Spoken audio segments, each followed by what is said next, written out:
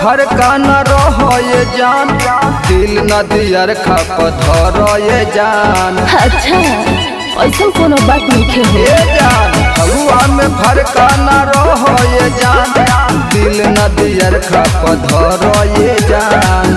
लेके रंगवा खोजा तनी दूह के दिया बार के।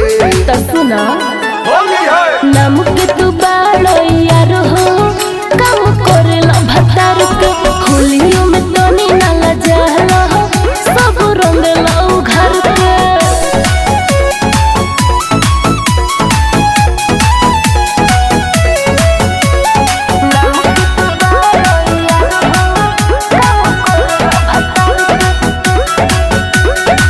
मिले तू आव रंग लगवाला, फागुन के फायदा उठाल ना हो। हनी दीवाना करो न माना, रंग पानी से नहाल ना हो।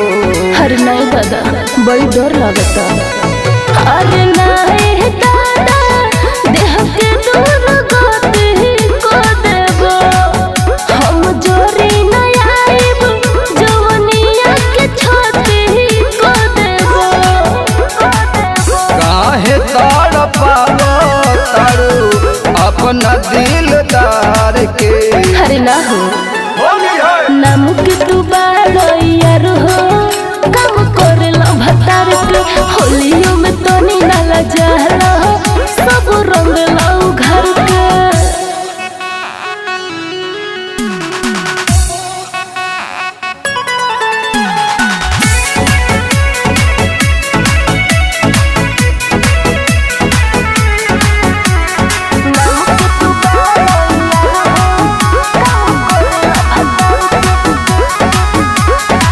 ए हम धन हो पूरन मन हो, लभर हई कौन लफुआना।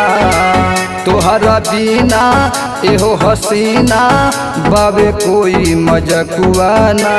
सच